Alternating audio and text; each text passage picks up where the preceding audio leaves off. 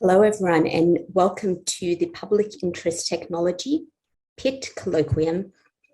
My name is Roba Abbas, and I'm a visiting professor at Arizona State University School for the Future of Innovation in Society and a senior lecturer in the School of Business at the University of Wollongong, Australia.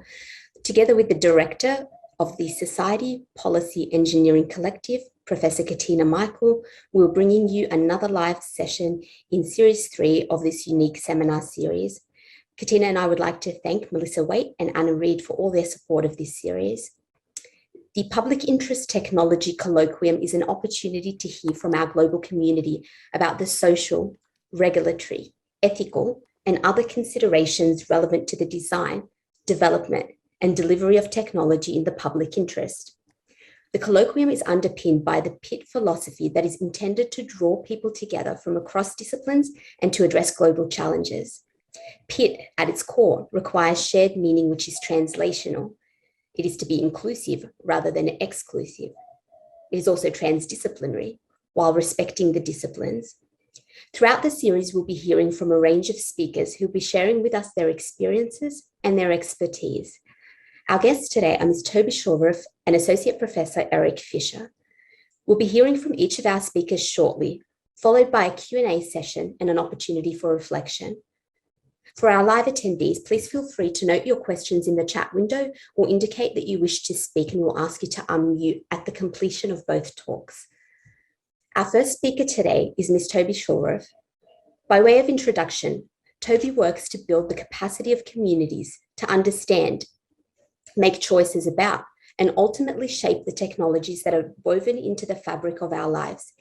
Toby is a writer, trainer, project manager, and consultant, and also a graduate student in the Public Interest Technology program at Arizona State University. Toby works at the intersection of technology and gender-based violence as a technology safety project manager at the Safety Net project of the National Network to End Domestic Violence in the United States. Toby's talk today will focus on public interest technology principles with an emphasis on global perspectives through a review of Dubai's Expo 2020. As part of this Technology Forward global celebration, the Expo's program for people and planet promises that, and I quote here, "Together we will unlock the potential for individuals and communities to shape the future as we engage in conversations that matter and deliver real-life solutions to real-life challenges." With this as a backdrop, Toby will consider throughout today's session how visions from Expo 2020 reveal a range of global aspirations for socio-technical futures in dialogue with public interest technology principles. Thank you, Toby, and over to you. Thank you so much for the warm welcome, and thank you to everyone who is joining today.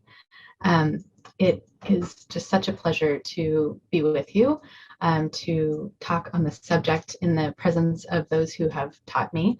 I have to admit that I found it a little daunting until I was reminded that I'm not trying to be any of you. I'm not trying to teach what you would teach, but rather to share my own journey and my own reflections on this by way of contributing to this community that we're building of public interest technologists. So by way of introduction, thank you. And in addition to the biography that Reba was so kind to read, I just want to say that I am joining you from the Tualatin River Valley, which is the land of the Atsalati people of the Kalapuya Nation, who are now part of the Grand Ronde Confederacy. And we're just outside of what is known now as Portland, Oregon. And I use the pronoun she, her. And I work at the intersection of technology and gender-based violence, looking at the impacts of these technologies of our everyday life with the systems that underpin them, and to really look at how it is that we can make choices about those technologies, how it is that we sometimes come to feel ensnared in those technologies, and how we can perhaps unravel those knots and unweave a bit of what we have woven so that we can together make more intentional choices about weaving futures. With that, I will dive right in. I'm really pleased to be sharing this beautiful graphic developed together with Dr. Fisher and fellow student Jason Robinson a year ago as we went through a class titled The Principles of Public Interest Technology. And this diagram is really meant to evoke a loom, something in which we weave. So beginning sort of at the top and working down towards the world that we want to create, beginning with principles drawn from responsible innovation. Beginning on the right-hand side of this diagram, we have the principle of anticipation. So recognizing that technology, unfortunately, often has unintended or unanticipated consequences. We can look at that in terms of the impacts of climate change coming from the energy technologies that were developed over the past 2 centuries. We can also see it in terms of smaller things like web technology accelerating polarization when it was meant to bring us together. So these are just 2 examples of how we sort of failed to anticipate what the consequences of technology might be, but how with greater tools of anticipation, we can move towards greater readiness, right? So that we may not be able to map out all of the territory, to paraphrase Korzybski, but rather to say that we can, given what has happened in the past, have a better sense of what might happen in the future. And as we move through the other principles, bring some other voices to bear and some introspection to bear as well. So along those lines, moving to the next principle of reflexivity. How can we look in the mirror? How can we see our own worldview more clearly, the biases and priorities that we might bring as technologists, as policymakers, to a practice of technology design and development? How can we surface some of the things which are really much more like the water that we're swimming in or the air that we're breathing in? We don't necessarily take them to be something other than they are. We don't realize the potential for them to be other than they are. So how can we have that reflexivity, that looking in the mirror, and not just let that stop at a process of introspection, but to become accountable for those priorities, for those biases, and for bringing what we find when we do that reflection into the work that we're doing in design and development of technology. And then a third principle, a principle of inclusion. I think fairly famously or infamously, the tech industry has a diversity problem. This is perhaps not true when you step back and look at the entirety of the tech industry.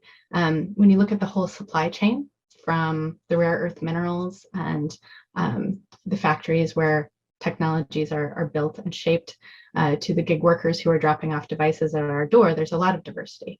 But when we ask questions about who is making decisions about the future of technology, who's making decisions about specific products, and who's making decisions about the larger societal trajectory of technology, we find that that is a much narrower range of people, and that is work that is ongoing.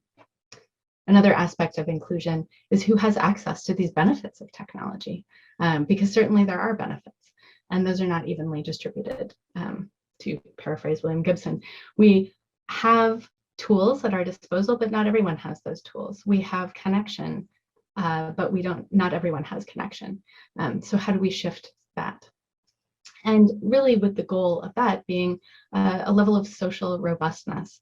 Not only do we have robust products, but how can we make our society stronger, and not just the technologies, or not just the forces that drive those technologies. And across all of those, we have this principle of responsiveness, this need to take responsibility, which has the same root word as responsiveness, to continually iterate, to continue to reflect, to continue to include, to continue to anticipate in an iterative cycle, because technology development is not linear, technology dissemination is not linear, but rather something that we spiral through as we continually improve. So using these as a basis, I want to expand our focus out a little bit more and inquire into the foundations of these principles, and perhaps also the products and the directions that we're going in. So I've reproduced here a sentence which grabbed me in my first class in the public interest technology program and hasn't let go, though it went quiet for a little while and resurfaced as I joined in some classes in global technology and development here at the School for the Future of Innovation and Society. So I've reproduced it here. And it says that at least since the Enlightenment in the 17th century, particularly since the middle of the 20th century, and goes on to talk about how there's this informal social contract between inventors, between scientists, between technologists, as we call them now, and society. And what stood out to me was this capitalized word, enlightenment. And of course, by this we mean the European Enlightenment. And I just wondered, that's a great basis. It's certainly the basis of, American political structure, a lot of European political structures. It hints at liberal values of deliberation and inclusion and citizen participation. But I wondered, is this something which would feel welcome and applicable in other contexts? Is that a foundation that everyone would feel comfortable adopting? And I began to wonder specifically if we could look to other contexts, both historical and present, as inspirations and as grounding points for public interest technology. So here on the slide, I've brought in some pictures, and throughout these slides, almost all of the pictures will be ones that I took on a recent trip to Dubai to visit Expo 2020, which is in the tradition of the World's Fairs. So up in the left-hand corner, we have some of the greats, Ibn Majid and Ibn Battuta, travelers and navigators of the Islamic world, the flowering of Islamic science. We have a Chinese mirror, which has been turned into a talisman, and that translation happened across the Silk Roads. We have Jandar Matar, the observatory, the Mughal observatory in India, astronomical observatory, and we have a rope bridge hand woven, to return to our theme of weaving, from Peru. And that's from the Peru Pavilion there at the Expo 2020. So each of these are just symbols to me of inquiring into traditions in which technology, writ large, not just digital technology, but many of the technologies of our society, how these were intended to serve society, perhaps certain parts of society, perhaps all of society. I love particularly the image of a bridge leading us from one place to another and hand-woven, often hand-woven together as a community. So I just kept this question in my mind of what other routes might we use for public interest technology? But not only looking to the past, then this question of how can PIT be applicable beyond the US and Europe? Is this something that we can export or transfer?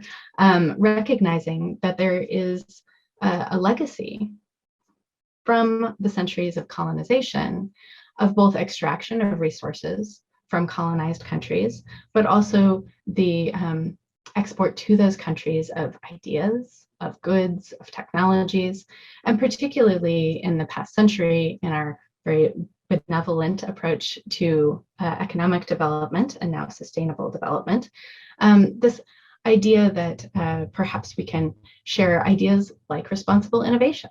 And so on this slide, you can see a quote from a paper which I was led to thanks to Dr. Fisher. I mentioned in conversation that I had this question, that I was going to visit the Expo in Dubai, and that I was curious about what critiques from the Global South particularly might be of bringing concepts, even of tech for good, even of tech for people and planet, from a Northern context into the Southern context. So in 2014, a group of early career researchers, 10 from Brazil, 11 from the UK, and 3 senior researchers gathered together in Sao Paulo, Brazil, to have a workshop addressing the question of how responsible innovation might be framed in other parts of the world, particularly the Global South, and whether the Northern framings from Europe and North America might travel or translate beyond borders, and if they should. And so what stemmed from this, and what I was able to find, again, thanks to Dr. Fisher's help, was, good wealth of literature, and to me a wealth of literature is, a dozen and a half articles, which were really probing this question from a variety of different contexts, all seeming to sort of agree, yes, we want tech to be better, yes, we want tech to benefit people, yes, we want more participation in technology, but what can we do in terms of a dialogue across borders to bring that concept so that we aren't repeating these mistakes of colonization, of technology transfer, of really overlaying a global north construct in other settings? And what I found through those articles, and you can see a number of those citations on the slide, was really counter to the idea that that I think we often have if we're coming from wealthier nations, from the former or current colonial nations, that there's kind of a virgin land, and it's for resources for the taking, and labor for the taking, and just barren of ideas, and really that we should bestow those ideas on these places in the global south. But rather, these articles said very strongly that there are many approaches, many grounded over the course of centuries, and many flourishing in the most recent decades, which speak to shaping technology and shaping the relationship between society and technology. I won't read them all out here, but I did highlight, particularly in this center, Arturo Escobar's concept of a pluriverse, or many worlds in one world, which he adopts from the Zapatista struggle in southern Mexico and Chiapas.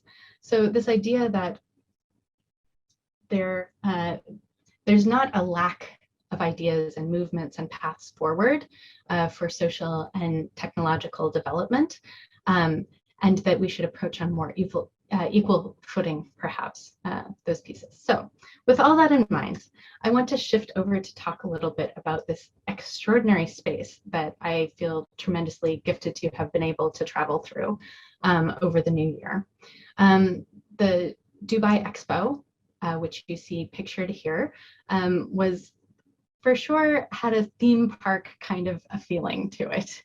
It is the word Instagrammable came up often, right? So these are most of the countries in the world projecting what they want others to see of them, both images of the future, but also images of the present, often idealized images of the past, and separated into districts, including opportunity, which is the opportunity to fulfill the Sustainable Development Goals, specifically sustainability, so as it sounds, and then mobility, which is sort of being able to have some movement in that.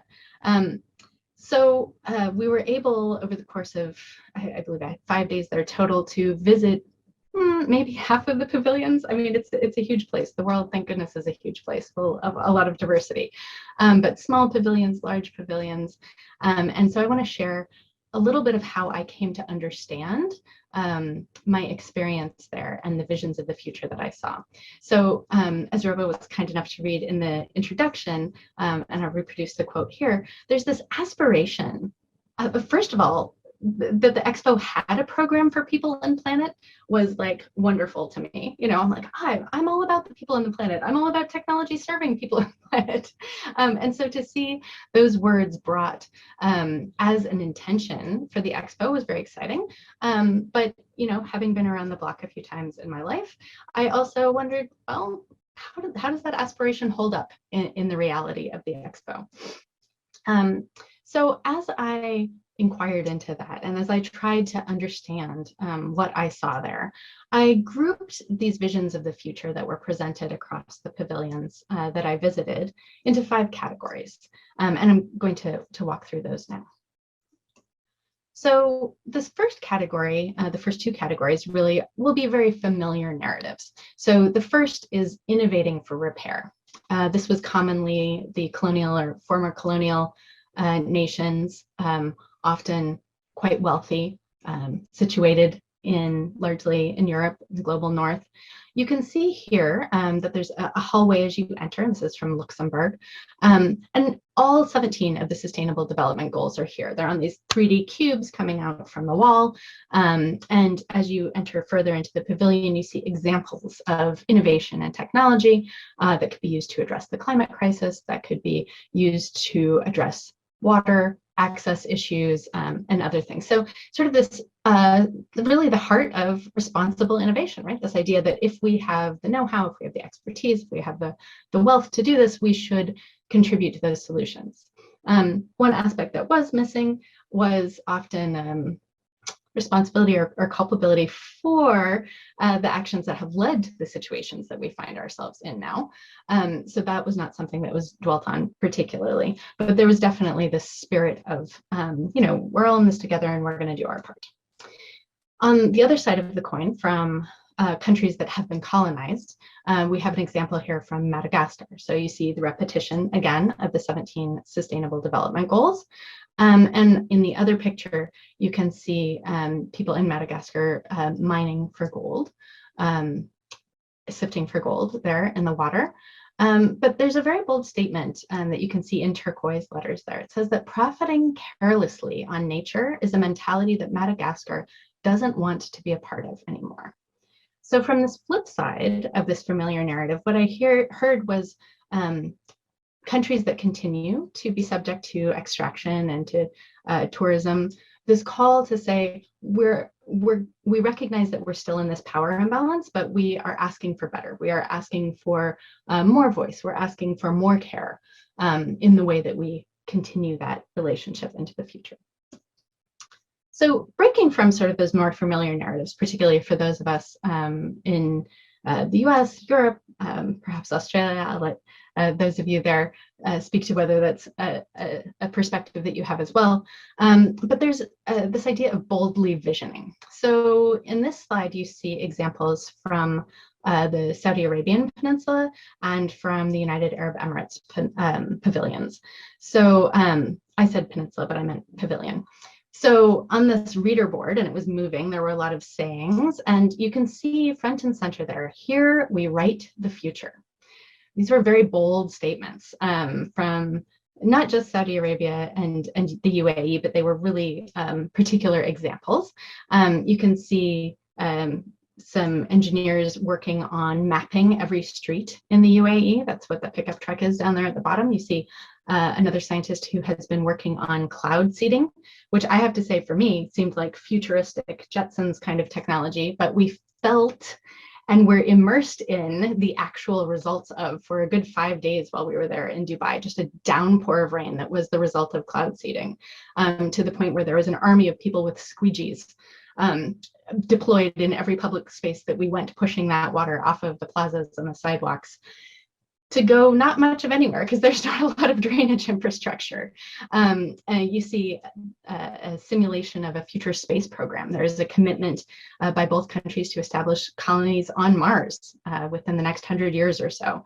And then this very DNA-looking plant growing system from the Sustainability Pavilion there as well. So this idea, like, we're not asking anybody's permission. We're going to space. We're deploying these technologies. We are moving forward. Often with a narrative of how that will be beneficial to their societies and sometimes to the world.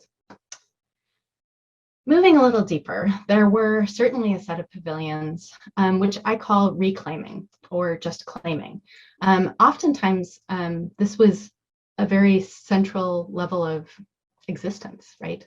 We are claiming our past, our heritage, the greatness of Angkor Wat in the case of Cambodia, or the Kingdom of Punt from Somalia, or the map of Mongolia here.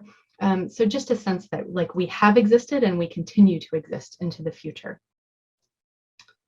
And that was one of the places where I did find some critique of the extractive and colonial systems that we have all the inheritors of. So in the Lesotho Pavilion, there was a beautiful video, which Rebecca, who's on the call, thanks for joining, Rebecca, said, you have to go see this, Toby. And I went in there and I listened to it and I wrote it down. I'll read this out. They're ravaging our precious earth, stealing what they can from our kingdom. Are stones worth it? Are we not in need of water flowing in our rivers? To err may be human, but at what stage do our errors become inhumane? It was a profound and deeply moving message. And I think it was in a really important one that was tucked away in a corner of the expo. Followed up by these images, this art from 3 pavilions. On the right-hand side, beginning with Kosovo. In the center, a truck that is the subtitle down there that you can't see says "The hunter becomes the hunted." It is made of bones and skulls to shape the sculpture of this truck. And then to the left here, a beautiful painting from the Morocco Pavilion, which shows the continent of Africa turned upside down to represent the upside down nature of its relation to the world, where resources are extracted, but it does not have a unified voice amongst the many peoples of Africa to make choices about the boons of their continent. And at this point, I began to sense an unraveling, right? An unraveling of this Instagrammable nature of the expo, and unraveling of my own experience as I moved through pavilions which bore relation to my own ancestral history, often with trauma, and moments where my breath was taken away in the intensity of the experience of noticing the dissonance between this very presentable and positive face with realities that I knew backed up those presentations. This particular rug was from the Azerbaijan pavilion. So I began to feel the sense that things were coming apart a little bit. And I began to wonder if I myself am moving through the expo and finding these places that touch on my ancestral trauma, my personal trauma. And I'm finding that I don't know where to go with that. I mean, thank goodness I was with these incredible companions who we had joined and journeyed together to be able to process some of this. But certainly most people who visit the expo might encounter a pavilion of a country from which their ancestors had been kicked out, or they personally had been kicked out, or whom they had had armed conflict with, who were carrying traumas with them, right, as they move through these spaces. And where was the container to hold that? Where was the place to hear those stories? And in talking with my journeying companions, it came to me that really the experience of the expo is like a dream. It is like a dreamscape. You move into one space, it's beautiful. You move into another space and it breaks your heart. You move into another space and there's these beautiful smells or wonderful sounds. You're just moving and shifting from story to story and dream to dream, and left to sort of weave those together as you process, as you walk through the space. My friend Benjamin, who journeyed with, said, and reflected this, and I asked his permission to share this because I feel that it really summed up so much of that experience, that there is no shared perception of the same thing, that everyone wakes up with a different foggy memory of their dream.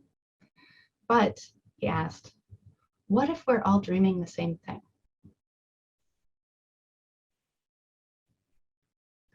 With that, I'll move into the fifth and final category of the visions that I saw there, which was this idea of co-creating, which I think will feel really resonant to those of us interested in public interest technology. We have here images of these beautiful cones which were sustaining this delicate green life in the middle of the desert from the Singapore Pavilion, and their motto, design with nature. We have a girl holding a lit ball of string with a thread reaching out, and it says, a new Ariadne's thread connects our roots with tomorrow. Referring to the myth of Ariadne giving a ball of string to Theseus as he makes his way through the labyrinth, right? An ancient symbol of technology which can confuse us and amaze us. We have again the evocation of the DNA symbol here from the Philippines Pavilion.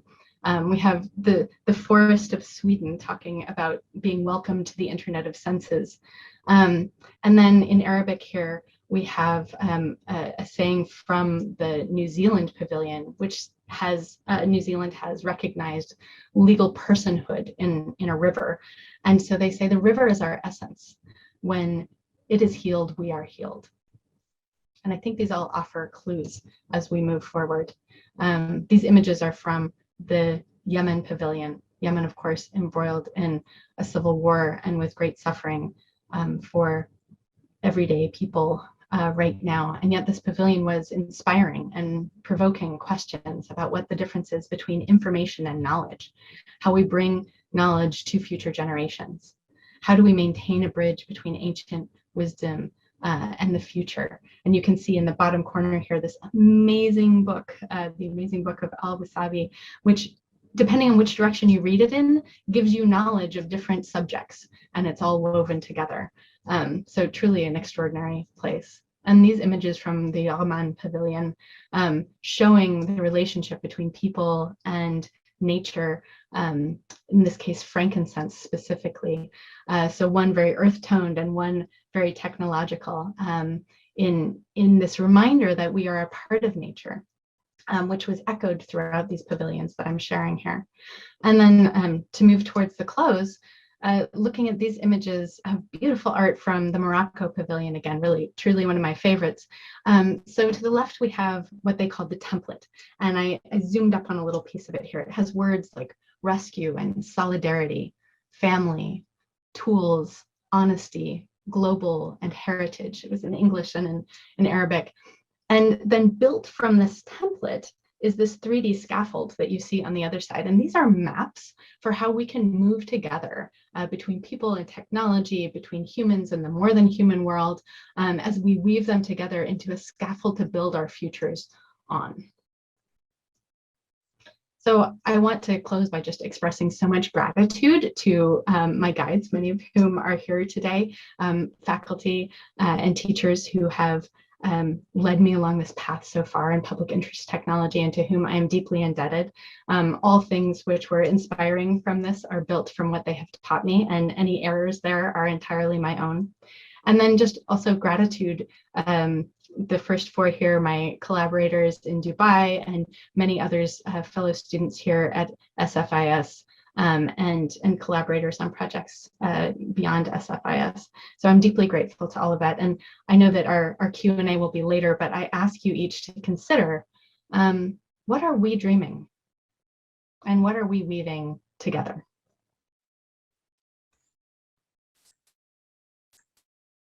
Thank you so much, Toby. That was such a fantastic and a thought-provoking talk. As you mentioned, we will have the opportunity for reflection and discussion shortly. But first, we'll hear from our second speaker. It's my pleasure to introduce Erik Fischer, an associate professor in the School for the Future of Innovation in Society and the Consortium for Science, Policy and Outcomes. He's the he's the editor-in-chief of the Journal of Responsible Innovation, published by Taylor and Francis, and directs the International Laboratory Engagement Program on Socio-Technical Integration Research, or STIR, S-T-I-R, as well as the ASU Center for Responsible Innovation. Professor Fischer's work has appeared in science policy and science studies journals, such as Research Policy, Science and Public Policy, Science, Technology and Human Values, and Nature. Professor Fischer has been a visiting professor at Delft Technical University, Karlsruhe Institute of Technology, the Norwegian University of Technology, and the University of Twente in the Netherlands. Today, Professor Fischer will be presenting a talk on socio-technical integration research, in particular looking at the approach and its application by providing an overview of the design, implementation, and effects of the approach as documented by numerous associated laboratory engagement studies. STIR explores how interdisciplinary collaboration between scientific experts and embedded humanists can support responsible innovation within research and innovation settings across university, industrial, governmental, and non-governmental sectors. Professor Fischer will be sharing with us further information about the approach and the manner in which it takes into account public values and concerns. As Professor Fischer will illustrate, STIR can have synergistic effects that enhance curiosity, care, and creativity in research and innovation activities. The approach has been taken up in over 75 laboratories and research performing organizations across North America, Western Europe, and Eastern Asia. Thank you, Professor Fischer, for joining us, and over to you. Thank you so much, Roba. It's a pleasure to be here. I really appreciate the invitation, and I really appreciate being able to present with my student and colleague and friend, Toby. I think she's really one of the inspirations for PIT scholarship and practice. So my talk will be focused really on just one method, one approach called STIR, and giving a basic overview of it. So we'll just spend a couple of slides looking at what STIR is, what distinguishes it, some of its methodological components, and how we classify and categorize the effects of doing STIR. And then I'll spend the majority of the talk looking at a few examples of stirring laboratories and research organizations in academia, in industry, and in public-private partnerships. So STIR stands for Socio-Technical Integration Research, which is a little bit different from socio-technical integration. Socio-technical integration is, if you will, the goal, one of the things that we need to do if we're going to do good PIT. And STIR was developed to look into capacities for various organizations, labs, teams to do socio-technical integration. So it's really a research method, and it's primarily qualitative, although there are quasi-experimental aspects to it, and it is done in a collaborative manner. And the primary goal for doing STIR is to develop an understanding of the capacities to advance technology in the public interest. And we probe these capacities in order to understand them. And in the process of probing them, we end up more often than not enhancing them and deepening them, which is gratifying. But what capacities, you may ask? Well, they're the ones Toby talked to us about, primarily inclusion, reflexivity, anticipation, and responsiveness. So as Roba mentioned, STIR has been tested in various studies over 75 times across 4 continents, multiple countries, a variety of different types of R&D organization, private labs, publicly funded labs, university labs, with different R&D orientations. They could be working on basic science, applied science, or commercial technology, and also across a number of different types of R&D areas, everything from nanotechnology and biotechnology and synthetic biology to various forms of energy research, financial technology, and whatnot. And I've just reproduced a quote here from the National Science Foundation, which identified STIR in their 2013 budget request to Congress as a model for the future integration of ethicists and social scientists into nanotechnology R&D laboratories.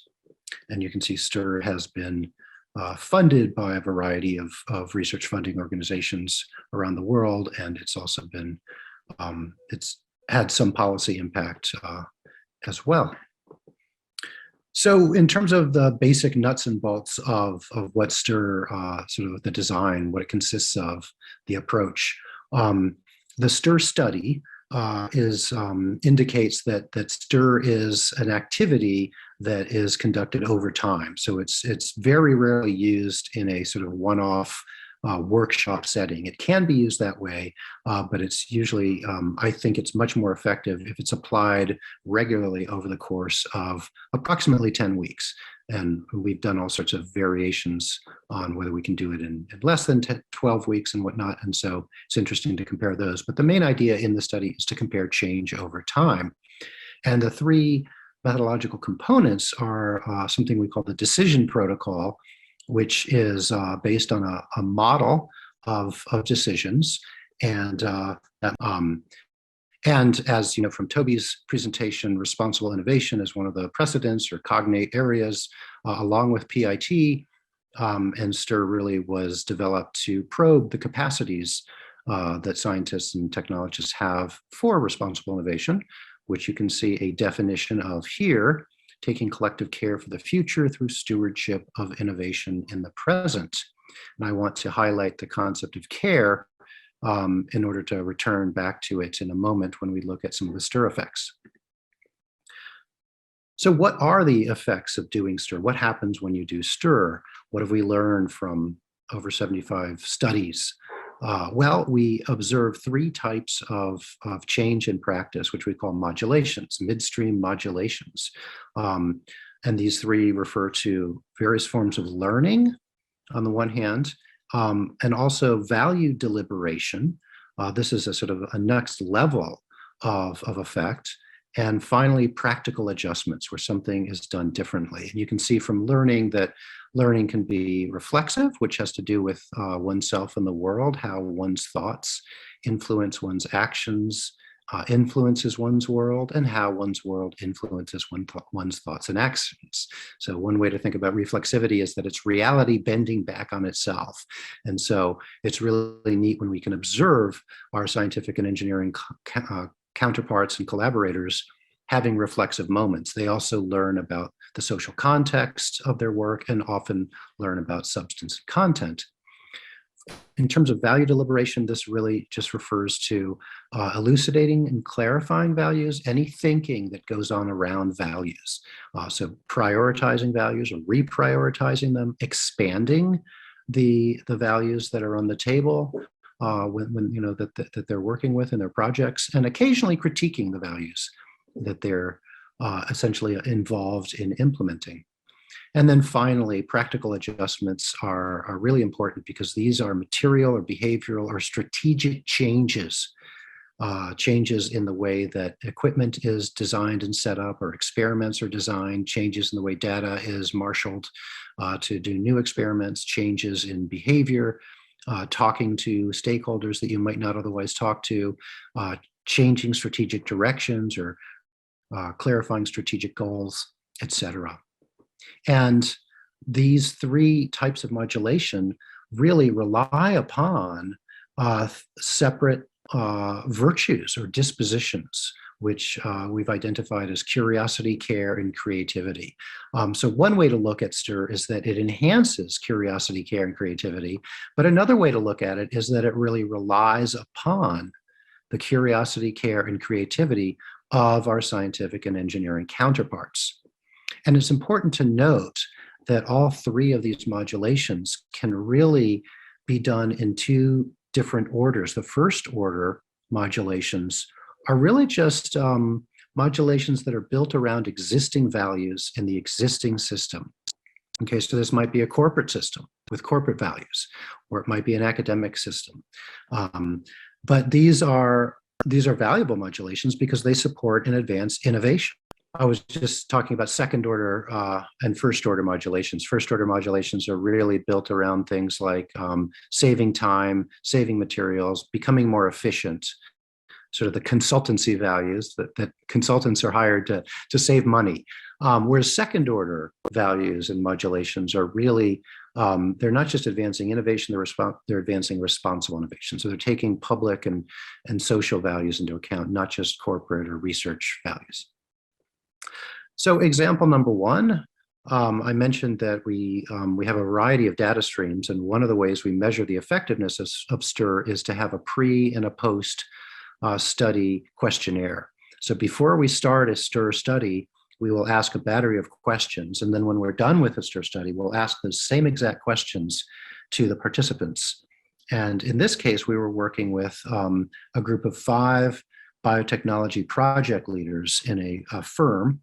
And we asked all of them, do you think that integration is, socio-technical integration is part of your job, or is it just something that you would do that's kind of extra because you're participating in this study?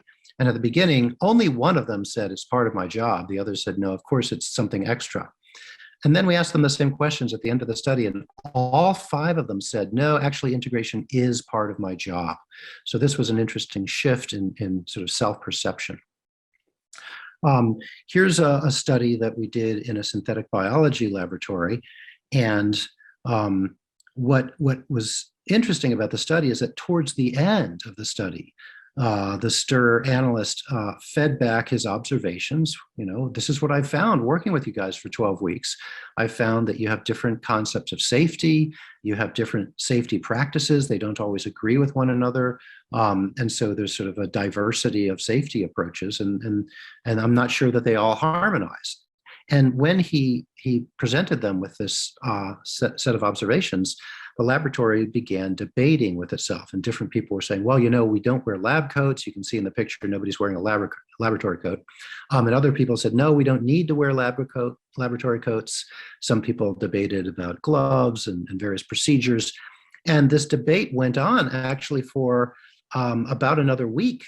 And then it turned out that at the end of that week, they had stopped debating and they had come to sort of a silent consensus, and everybody started wearing laboratory coats. No one before was wearing lab safety coats. And I think this is important, not because it's important to wear lab safety coats, right? This is still a debatable question. What's interesting here is that a group of scientists became interested in the fact that they disagree about what safety is. And in arguing about it, they didn't come to a formal agreement. They just came to a sort of tacit agreement. And so it's an example of self-organization.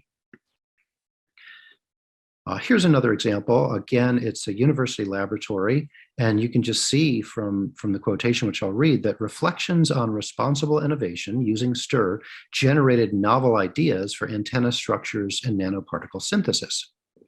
So this shows the interesting interconnection between innovation and responsible innovation, between technology and public interest technology. They ask slightly different questions, and they both need one another.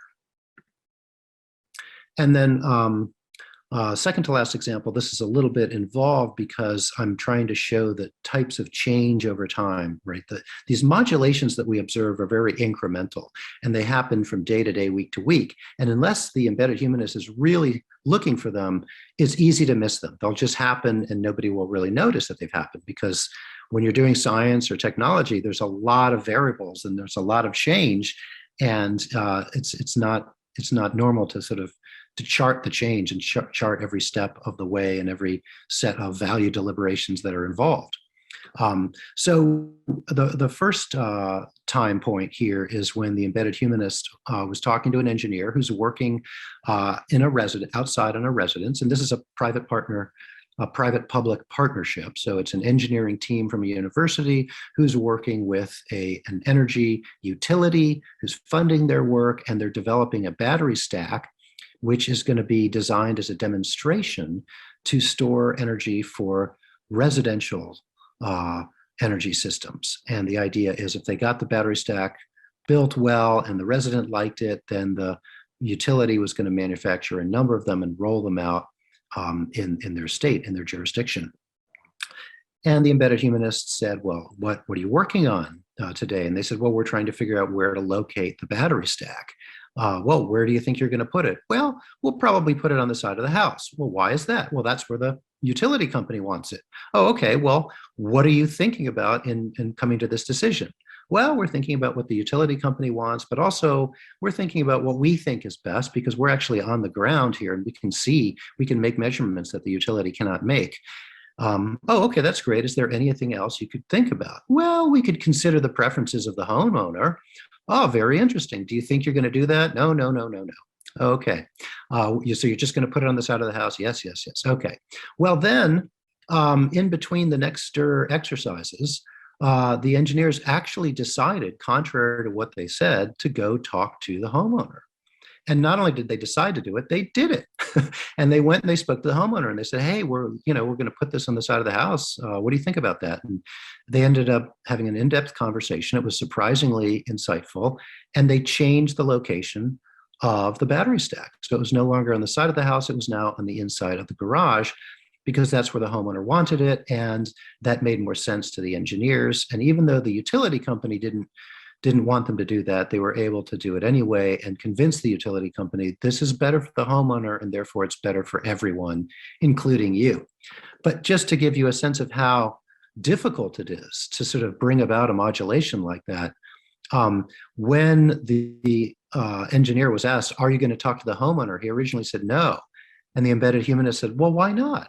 And the engineer said, well, I feel like talking with the homeowner is out of our range because we are just electrical engineers and we're supposed to be producing wire diagrams and stuff. So you can see that in STIR, the embedded humanist wouldn't at this point jump in and say, I disagree, blah, blah, blah, right? Instead, the embedded humanist just says, oh, that's very interesting. Tell me more. And he writes it down, or she writes it down, and then comes back a few days later and says, well, what are you doing now? And how does that relate to what you said you were going to do? So really, it's a soft intervention. We don't try to bring about changes. We're just trying to see what the capacity is to make these reflexive and responsive changes.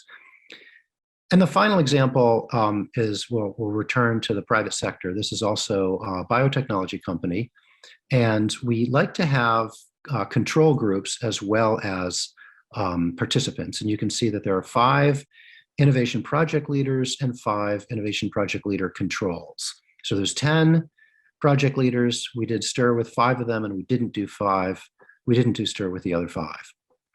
And you can see that at the end of the study, beginning, middle, and end, we evaluated them based on key performance indicators, and we asked them, how are your projects going? And they all reported, and keep in mind, each of these project leaders have multiple projects that they're working on. Now, the ones that we did STIR with on a weekly basis actually reported that their project quality was much higher in key societal relevant categories, such as teamwork quality, technical quality, economic potential, and social relevance. Whereas the ones that didn't do STIR with us were all at or slightly below the baseline of what the company scores on their KIPs. So according to the 5 participants, they thought that STIR was functional and useful, and that integration measurably improved their R&D performance. So I like to end with this slide because it shows that STIR can help advance responsible innovation, but can also help advance innovation. And that at the very least, this sort of suggests that, contrary to what a lot of technologists and scientists think, asking these kinds of questions doesn't mess up the research and development. Okay, so in conclusion, STIR effects do enhance reflexivity and responsiveness. This demonstrates that scientists and engineers in the studies that we've conducted, at least, do have a capacity for midstream modulation, which is a type of governance from within. So they don't just have to think about scientific and technical aspects. They can also think about societal aspects, and this won't hurt their innovation. As a matter of fact, this will support responsible innovation and public interest technology. But it's also important to remember that STIR is only one component. So to actually bring about systemic change on a wide scale, that's going to require a multi-level approach and an institutional approach. And so STIR can play a role there, but it's certainly not the only thing that we should be using. So thanks, everybody. Thank you so much, Professor Fisher. That was such an enlightening talk, and there are many questions I certainly have. I'll just quickly open the floor for any audience member discussions. Thank you also to Toby. I think as you were both delivering your wonderful talks, there are so many points that warrant for further exploration. Erik, while we're still on the topic of that multi-level perspective that you left off on, you said that STIR is one component. There are other components. Do you care to share with us what some of those components, perhaps 1 or 2 that come to mind in that multi-level perspective? Absolutely, Roba. It's a great question. And I think one of the important components would be public engagement, because really STIR is involved in what I call expert engagement. And so it's important to open up expert spaces and expert capacities, but that can only go so far. It's also important to interact with a wide variety of stakeholders. And this doesn't necessarily happen in the laboratory, right? This might happen in the public library or in a political forum. But the idea of conducting them simultaneously and then having the streams interact with one another is very important. I would also add that we need to engage policymakers, not just in terms of what they call for in their proposals, how they design their research programs, but also how they fund them and who they listen to. And when they're evaluating those programs, that they shouldn't just simply evaluate them based either on economic return, on patents filed, or on papers published. But they should also look into public values, and they should look into these reflexive capacities. So I think it's very important to have a soft intervention where we don't ask scientists and engineers, prove to us that you're a good person, right? But we say, well, did you consider a wider variety of stakeholder views? And how did you consider them? And what, if anything, did you do about it? And I think those are good enough questions if they take them in earnest. So that's a little bit of an answer to your question.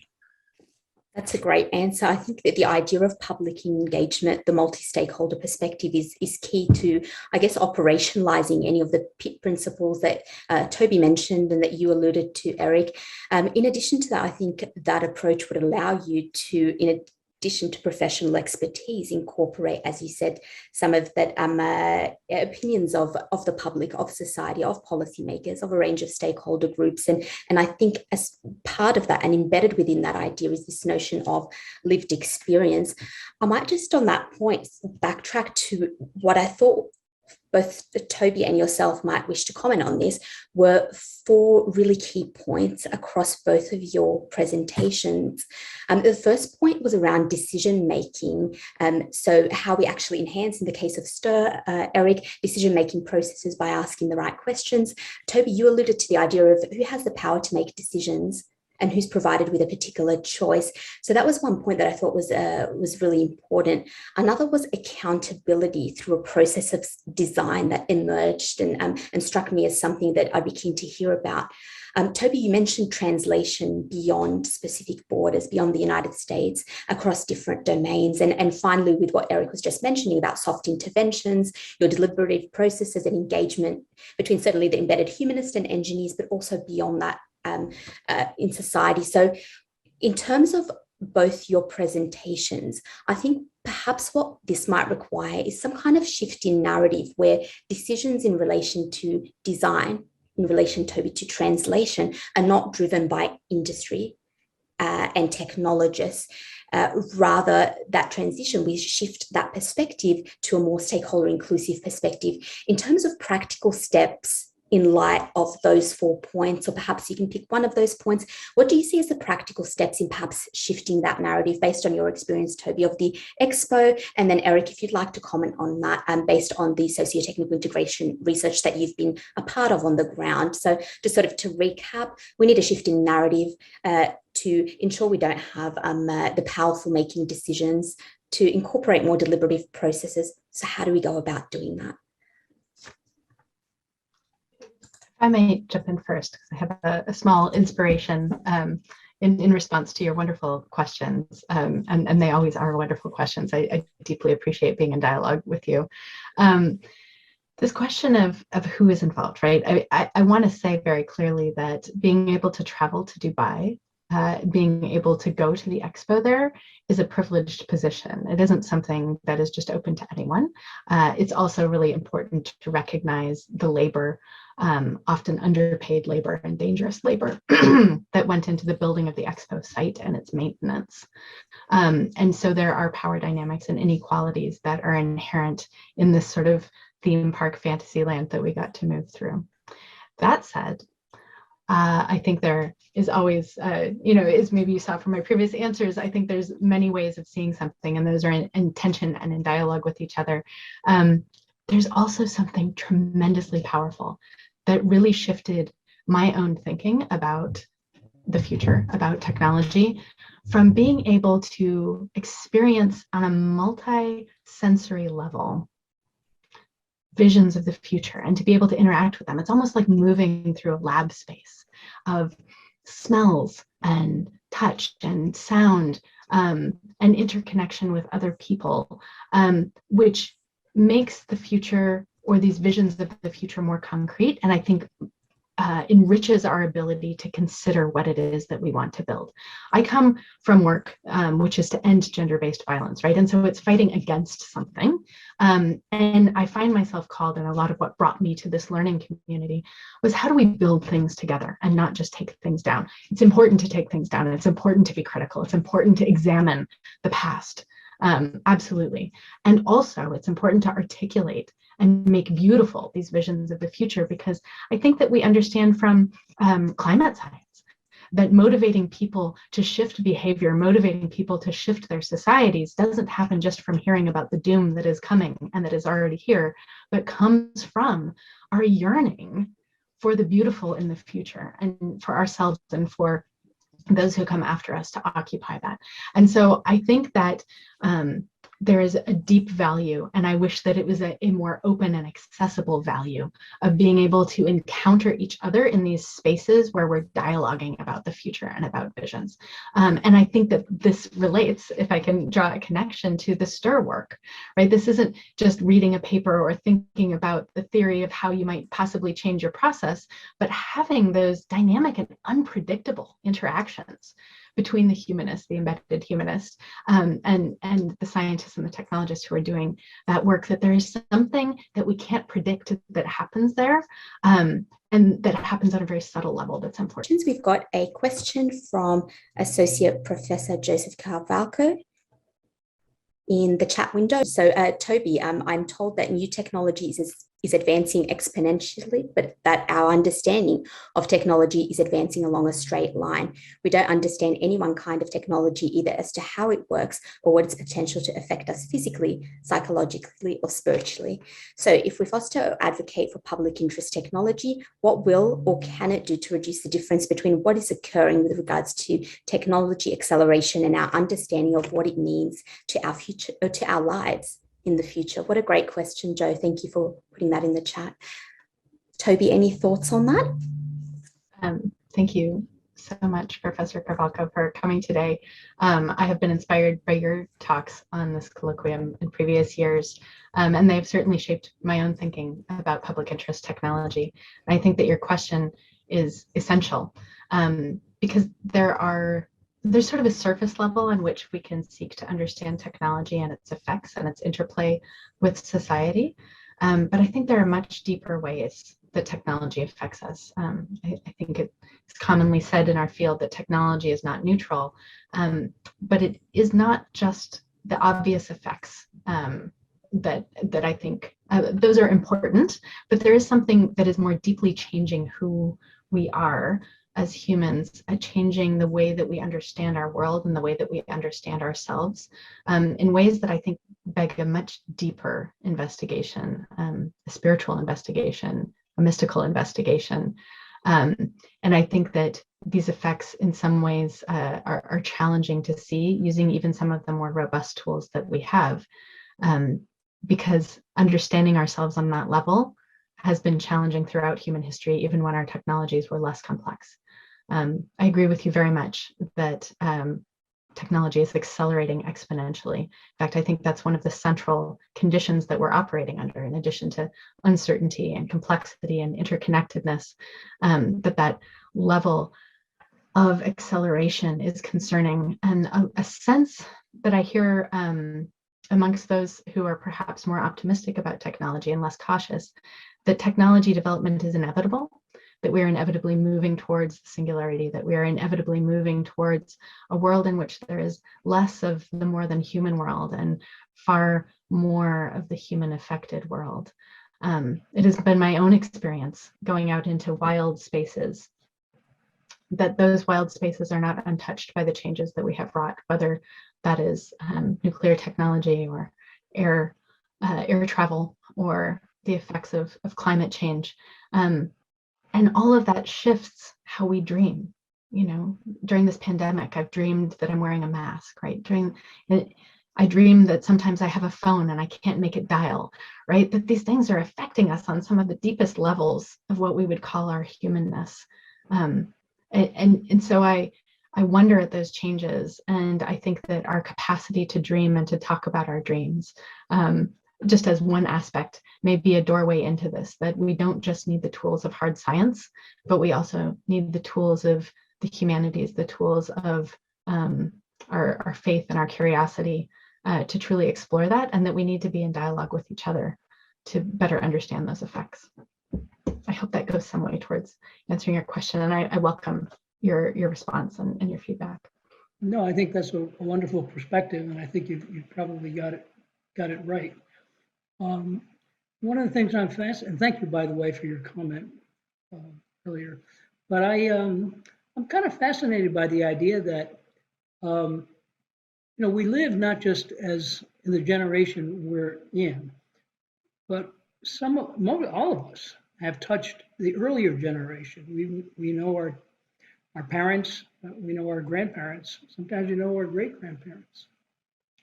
And I often wonder, what is the difference spiritually and psychologically in many ways between, let's say, my grandfather, who I knew, because he was born in about 1885. I was born in 1942. So my father-in-law was born in 1900. So I knew those people, as you know, people that were born in maybe the 20s or the 30s or the 40s. And you compare, what was their perspective? How did they feel about the kind of technology that began to infuse or permeate their lives, like the airplane or the radio or television or the computer? And I can go on, and we all know what I'm driving at here. But I do think it would be interesting to talk to these people, to get their appreciation of how it was they think their lives may have changed because technology essentially came into their lives. And I wonder if it really changes any. I wonder if I'm really different from my grandfather or my father. In the fact that I'm living in an age of Facebook, or I'm living in an age of artificial intelligence. Am I really different?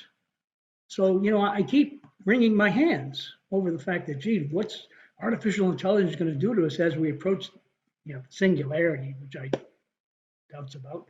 But the fact is that, am I really different?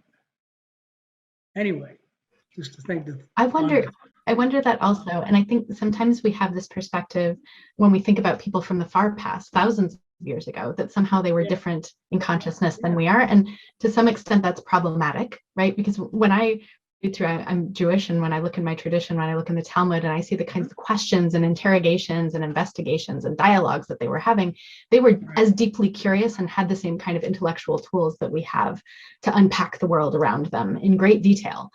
So I think that we can't assume that there's so much difference. And on the other hand, I think that we are shaped by the world that we move through. So Erik, I don't know how you would add to that. Those are wonderful reflections. If I may add, if I can jump in, I'm not sure if people can hear me or not. We can, yes, please go ahead, Erik. Okay, great. No, I'm really struck by Toby's responses. And I would, and also picking up on what Lakshay put into the chat about accountability, I guess and transparency. I think that is a vital value, but you'll notice that we didn't include it in the PIT principles. And there's a reason for that.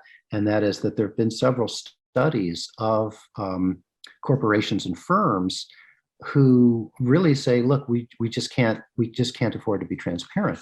So then, that presents a dilemma. Well, do we say, nevertheless, you must be transparent, otherwise we're going to stop buying your products? Or do we say, okay, you live in a capitalist, you compete in a market economy, and intellectual property is important. So can you still engage in PIT? Can you still engage in responsible innovation?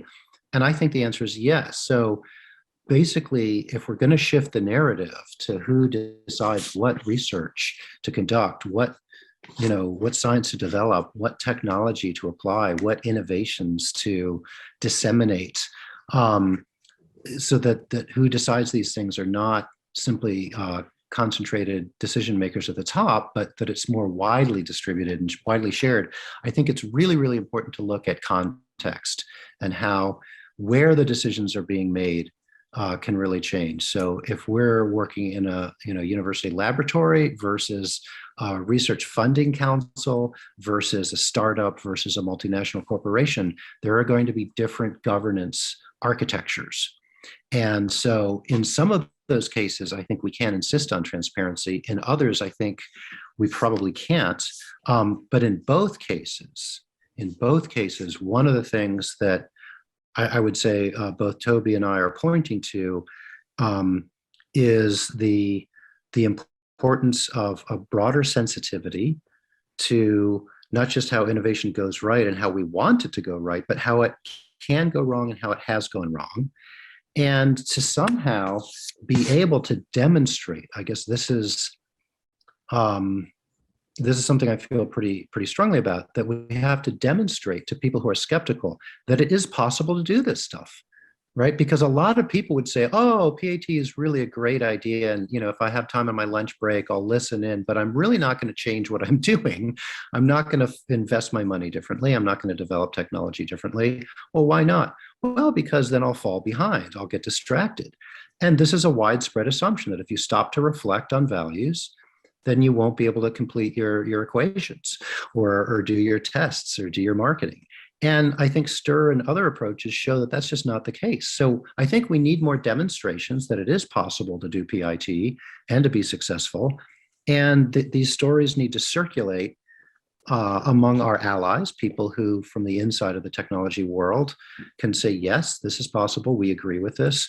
And then we really need best practices. We need tools and approaches that we can implement and arrangements.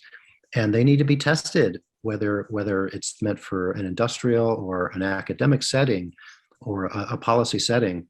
I think we need to be able to show that, yes, they do work in these areas. So this is kind of a call for more action-oriented research, because we have to do research to see what works and what doesn't. And if it does work, we have to disseminate that. But we don't simply want to have it be trapped in the disciplinary world. So as Katina always says, we respect the disciplines, but we're not beholden to them. If I may add, Go ahead. to that, I think that one of the crucial and very interesting trends right now is the degree to which industry and technology companies have begun to bring in social science researchers, to bring in privacy professionals, to bring in people from civil society and government to do this work of internal governance. And I think that in some ways this is a compromise path forward in terms of this transparency piece, right? I mean, certainly as those of us in the public, we may desire to know more about the inner workings, but it is a capitalist and competitive environment in which companies have some need to keep some things inside and to not be transparent about them. And so the question that comes to me from an organizational perspective, and that I think tools like STIR and other tools that I've learned from Dr. Fisher and from all of the faculty here are really these questions of how do we work in an interdisciplinary and transdisciplinary way. If companies are folding within themselves greater diversity and folding within themselves not just a representational diversity of identity, but also a diversity of approaches and ways of thinking and being in the world, there will be tensions. Right, I think that has famously come out or infamously again come out in some news stories about researchers who have gone into large companies and had to leave large companies because of, I think, some of that difference in ways of approaching the world and approaching the work and figuring out how to work together and communicate together, and larger issues besides that. But I think that it's important to provide tools for internal use within companies and to be able to address issues around privacy, to address issues around harms and accelerationism, to be able to weave in these factors into the work that they're doing. And as Erik's saying, in ways that will that maybe will even improve the bottom line, and not just that they may have worries that it's going to harm the bottom line, but that there can be these unanticipated positive consequences that come serendipitously from the use of these tools. Fabulous reflection, Toby, and also Erik. There are so many points we can expand on and reflect on and discuss. Something that I think, certainly within the context of responsible innovation and what you both highlighted, I think we can really direct our discussion here to probably two aspects. One is around the idea of values that you both suggested and that you both spoke about. One thing is about the business value and the social value and how we align those, and certainly STIR as an approach is one way in which we can demonstrate that alignment, in addition to others that you suggested, Erik, in terms of that multi-value perspective. Now, I'm interested in each of your thoughts as to whether you can shed some light about alignment strategies, particularly where there's a particular conflict or perhaps an incompatibility between a business vision and social values. And Toby, part of your reflection about Dubai Expo 2020 was that you walk through and there is this conflict, this inner conflict within you, certainly with the technological stuff, the shiny gadgetry, the potential for the future with what you're feeling in terms of trauma and so on. And to me, that's an incompatibility. So there's two parts to this. It's that conflicting values that we somehow need to address to work towards alignment when we're thinking about certainly operationalizing PIT principles. And then there's also this notion of harmonization between the social and the technical realms that feed into that values-based view and that alignment of values. Do you have any thoughts, either of you or anyone in the audience certainly, about alignment of potentially conflicting values and how we seek harmonization as a sort of second point to that question? If I can just jump in briefly, Roba, and respond. It's such a wonderful question. I think that broadly speaking, there are two basic approaches to resolving value conflicts. One is a more technocratic approach, and the other is a more political, ideally democratic approach. And I think they both have, things to offer. They're both valuable. It depends on timing. It depends on circumstance. It depends on what's at stake, what's possible. But a technocratic approach to value conflict might look like some of the amazing pre-sustainability environmental work that was, has been going on in the 80s and the early 90s. Things like the natural step and the cradle to cradle approaches, where and companies like Patagonia have championed these, where they do multi-criteria analysis and they come to resolutions and they look at what the shared values are, and they jettison what isn't something that's shared, and they just really work on advancing base values. But this relies on a lot of social science and experts, and sometimes the social scientists are not available, or their methods are misused, or they themselves are not as reflexive as we would wish them to be. And so that kind of swings the pendulum to the more political and democratic approach, where there really need to be, whether they're consumers or citizens or civil society groups or activists who speak out and identify problems and marshal public awareness. And this is an ongoing struggle. I just flew in from the airport today, and there were two places where you could eat food. One was a very healthy, organic, locally sourced, and locally run business, and nobody was at the counter.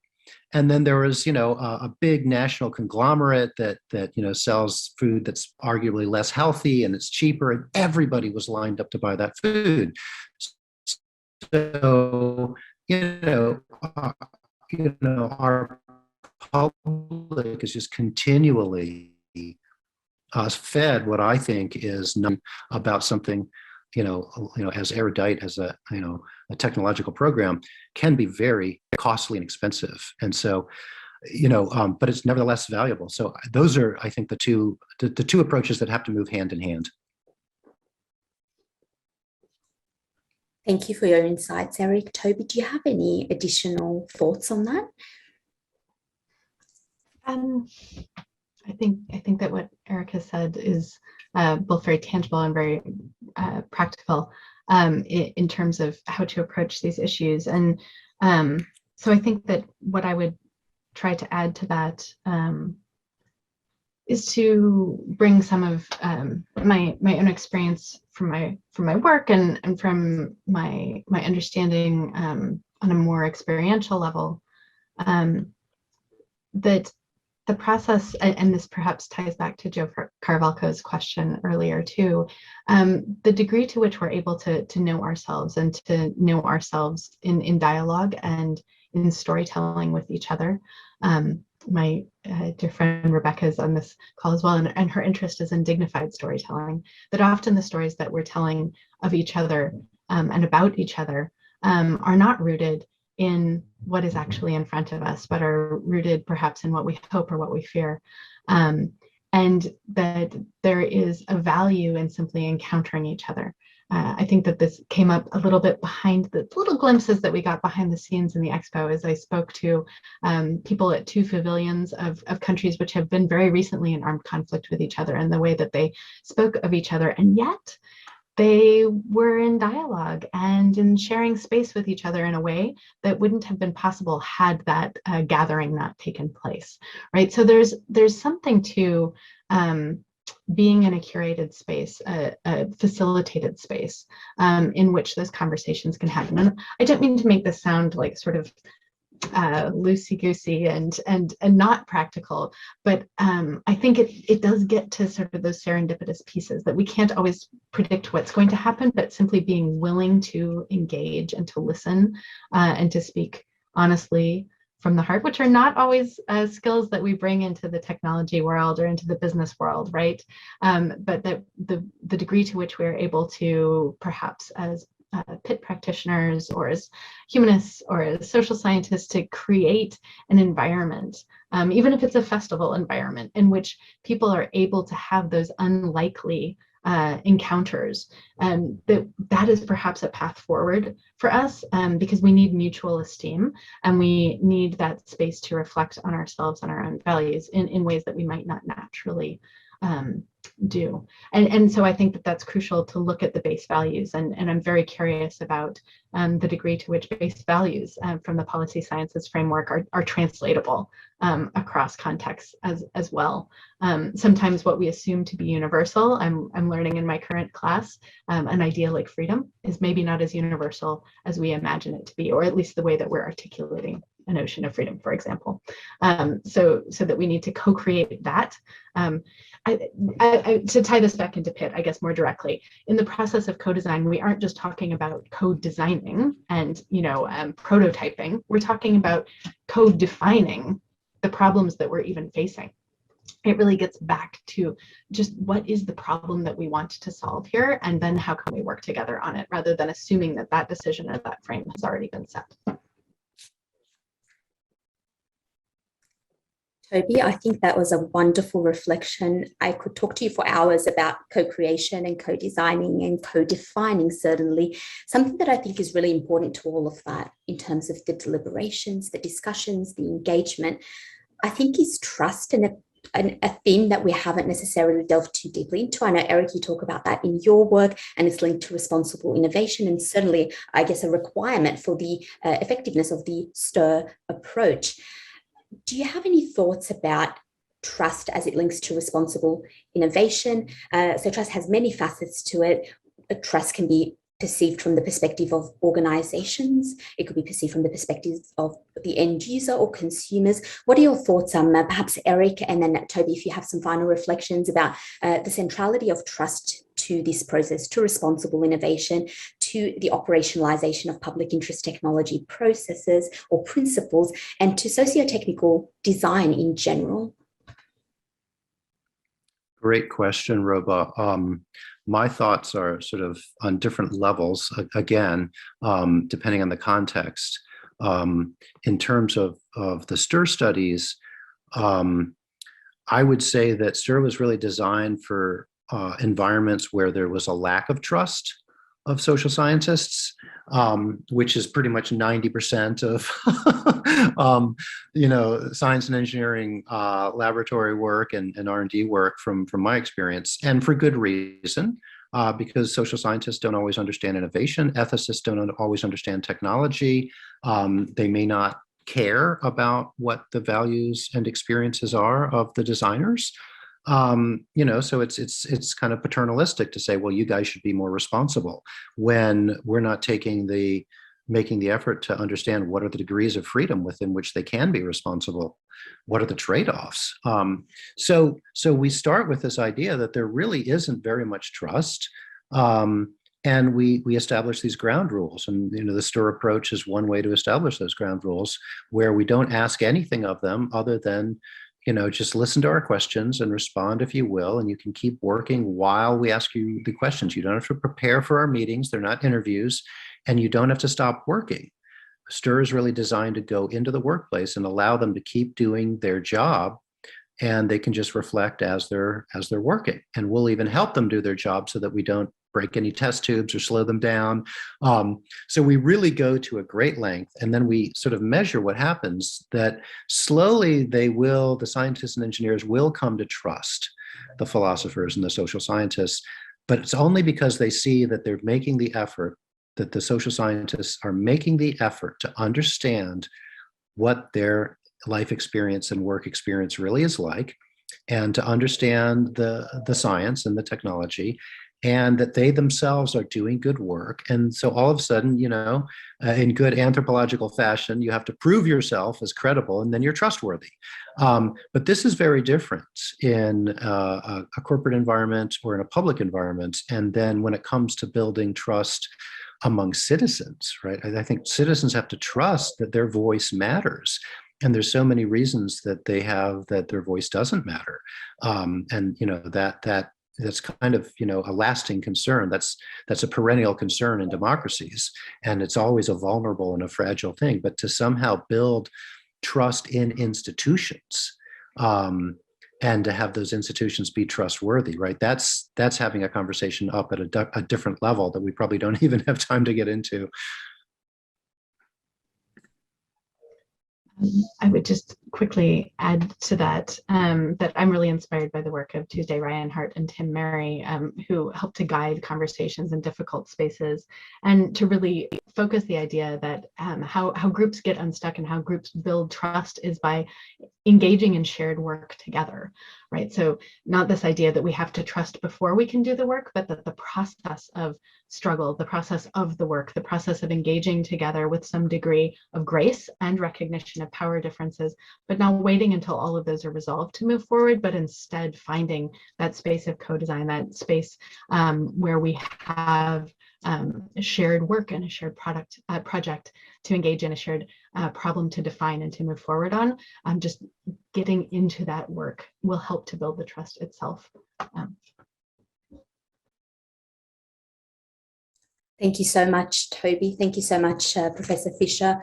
With that, I think we're out of time in terms of questions. There are so many points I'd love to discuss further with you both offline. I'm sure the audience are probably thinking the same, so I'd really welcome that opportunity. I really appreciate Erik, you sharing with us information about STIR, about the approach as one way you mentioned now to remedy trust and to do a lot more and operationalize some of those PIT principles. And Toby, thank you so much for your time and for sharing your experience about Dubai Expo and a lot more.